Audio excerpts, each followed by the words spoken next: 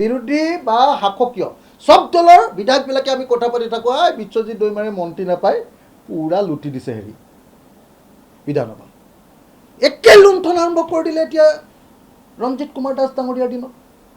একে লুণ্ঠন আৰম্ভ কৰি দিলে আগতে সেই পেগু বুলি মানুহজনক ক'বলৈ চেষ্টা কৰিছিলে ন পেগু ডাঙৰীয়াক এতিয়া আকৌ নতুন যিজন সচিব আহিলে তেওঁৰ দিনত একেই কাম আৰম্ভ কৰি দিলে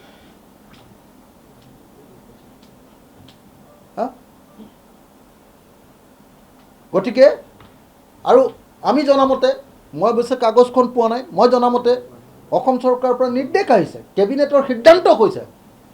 যে এতিয়াৰ পৰা এনেকুৱা এনেকুৱা ডাঙৰ ডাঙৰ মানে টেণ্টৰি বিলাসী টেণ্টৰি পইচা খৰচ কৰিব নোৱাৰিব মইতো এইকেইদিন দেখি আছোঁ আজিৰ দিনটোলৈকে অসম বিধানসভাৰ MLA হিচাপে মোক দৰমহাই দিয়া নাই মোৰটোতো দৰমহা কণ্টিনিউ হৈ থাকিব লাগিছিলে কাৰণ মই আগৰ পৰা MLA নতুনজনক বাৰু কিবা কিবি প্ৰচেছ থাকিলে মোক দৰমহা দিব পৰা নাই অসম চৰকাৰে অথচ 50 লাখ টকীয়া আপোনাৰ টেণ্টৰা আৰম্ভ হৈ গ'ল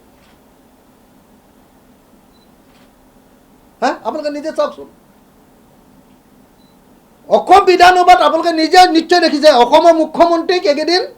মানৱ ডেকা অগৰং বগৰং যিমান MLA আছে চববিলাকে নি এখন এখন এনেকৈ কি কৈছে আপোনাৰ এনেকুৱা এনেকুৱা চেক এখন এনেকৈ এনেকৈ দি আছে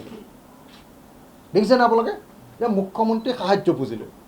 কেতিয়া দিয়ে ক্ৰাইচিছ যেতিয়া হয় তাৰমানে চৰকাৰ এতিয়া দেউলীয়া পইচা নাই একো কাম কাজ কৰিব নোৱাৰে আমাক দৰমহাই দিব পৰা নাই মোৰ MLA মইতো ৰেগুলাৰ MLA যোৱাবাৰো আছিলোঁ এইবাৰ আছিলোঁ মোৰ কি প্ৰব্লেম আছে মইতো পাব লাগিছিলে ইমান দিন দৰমহা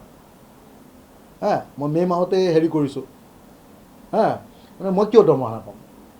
মইতো দৰমহা পাব লাগিছিলে তো মইতো দৰমহা পোৱা নাই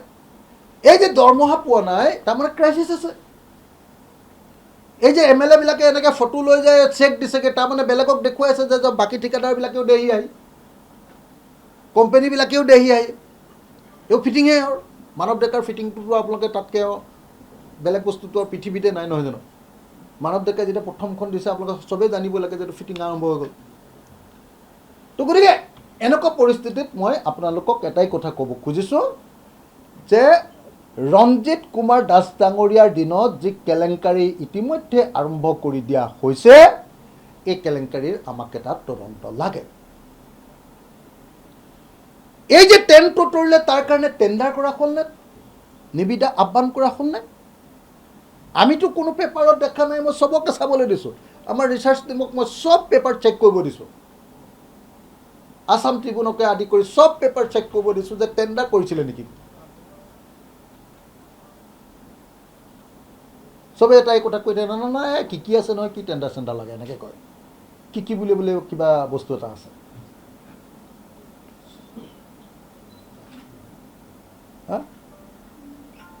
তো গতিকে মই আপোনালোকক ক'ব খুজিছোঁ যে অসম বিধানসভাত কেলেংকাৰী আৰম্ভ হৈ গ'ল বিশ্বজিৎ দৈমাৰীৰ যে কেলেংকাৰী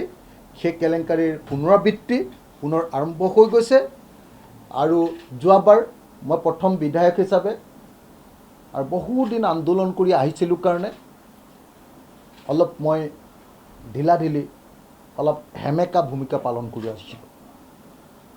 কিন্তু এইবাৰ চৰকাৰৰ প্ৰত্যেকটো কৰাপশ্যন প্ৰত্যেকটো দুৰ্নীতি প্ৰত্যেকটো কেলেংকাৰী প্ৰত্যেকটো অনিয়ম এটা এটাকৈ এইবাৰ ধৰা হ'ব বিধানসভাৰ ভিতৰতো ধৰা হ'ব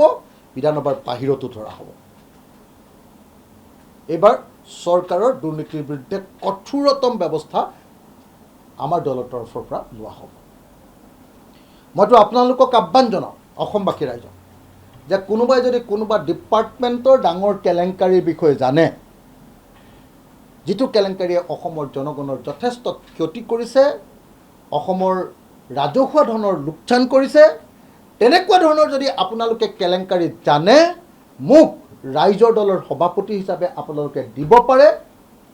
মোৰ হোৱাটছআপ নাম্বাৰটো হ'ল 8822424271 আকৌ এবাৰ কৈ দিছোঁ এই হোৱাটছআপ নাম্বাৰত আপোনালোকে মোক অসম চৰকাৰৰ সকলো কেলেংকাৰীৰ তথ্য দিব পাৰিব মোৰ হোৱাটছআপ নাম্বাৰটো হ'ল 8842424271। বহুতে ভাবে যে নাই অখিল গগৈ আকৌ কৈ দিয়ে নেকি চ'ৰ্চটো। মই পৃথিৱীত কেতিয়াও কোনো চ'ৰ্চৰ কথা নকওঁ, মই উল্টাকৈ কৈ দিওঁ যাতে কোনোদিন সেই চ'ৰ্চটোৰ কথা কোনো ভাবিব নোৱাৰে।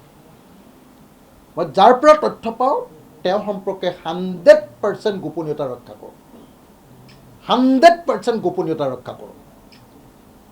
গতিকে আপোনালোকৰ তথ্যবিলাকো সম্পূৰ্ণৰূপে তথ্যবিলাকৰ মানে আপুনি যে যোগান ধৰিছে সেইটো সম্পূৰ্ণৰূপে গোপনীয়তা ৰক্ষা কৰা হ'ব। আপোনালোকে মাত্ৰ তথ্য দিয়ক। এইবাৰ অসম চৰকাৰৰ প্ৰত্যেকটো চিণ্ডিকেটৰ কাহিনী, প্ৰত্যেকটো কেলেংকাৰীৰ কাহিনী, প্ৰত্যেকটো 2 নম্বৰী কাহিনী এইবাৰ ধৰা হ'ব, আৰু সেইকাৰণে মই আপোনালোকক সহযোগিতা আগবঢ়াবৰ কাৰণে আহ্বান জনাইছোঁ।